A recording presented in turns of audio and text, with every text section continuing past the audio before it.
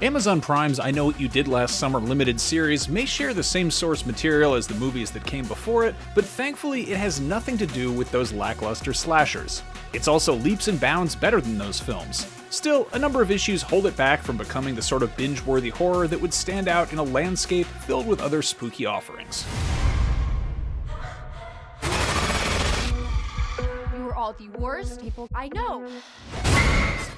Assuming the accident that sets the mystery in motion is common knowledge, the show smartly serves it up as a mere appetizer to a much meatier main course. Best of all, these surprising turns aren't presented as one-and-done shocks, but complex plot points that could, potentially, take the narrative in any number of compelling directions. In this way, even if you see these twists coming a mile away, they still pack the potential for a satisfying payoff. I Know What You Did Last Summer's first episode wastes no time introducing its central characters, an obnoxious, self-absorbed group of horny, hard-partying teens with little regard or respect for anyone or anything. If it isn't obvious, this is the show's first major problem. There's really no one to root for or relate to among this lot of pretty, privileged young adults. Madison Iseman, as identical twins Allison and Lennon, delivers the most layered, complex, and thoughtful performance of the bunch, and when she's assuming the role of the former sibling, she's easily the series' most sympathetic character. Watching her embody a pair of sisters defined by aggressively divergent personalities is always a treat, but it also spotlights the flaws in the other characterizations.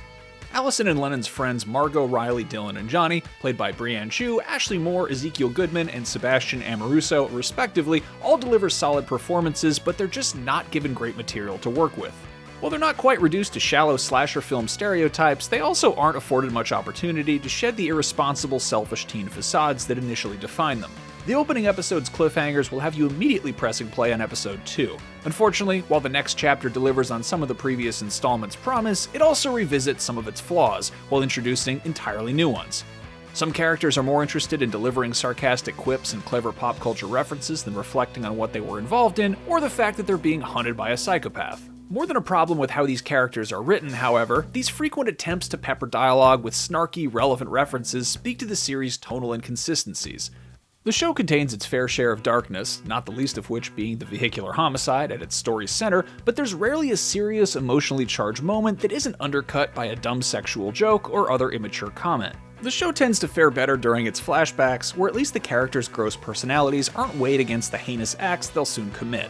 They also offer some welcome backstory on the group, as well as tantalizing plot details that help fill in the present-day puzzles. In terms of delivering satisfying scares, the series spins its wheels a bit, and there's an over-reliance on jump scares. These familiar frights tend to be the norm, and there's still plenty of gory, gruesome surprises, as well as several unexpected twists that not only turn the stomach, but steer the narrative in new, satisfying directions. If this trajectory is any indication, I Know What You Did Last Summer's second half should be better than its first. This party is about to get nuts. I Know What You Did Last Summer's unlikable characters, inconsistent tone, and occasional cookie-cutter scares are at odds with Madison Iseman's excellent dual-character performance and the series' fresh, clever twists on the source material. While it is so far better than the films that came before it, it's far from the must-binge horror reimagining we are hoping for. All that said, it's hooked us enough to ensure we'll stick with it until every one of its annoying teens meets their bitter end. No, whatever it was, it looks bad. Guys, I think we should go. For more, check out our reviews of the Chucky premiere and Midnight Mass, and for everything else, stick with IGN. You need to tell the truth. What if I don't know the truth? There is no redemption in this life.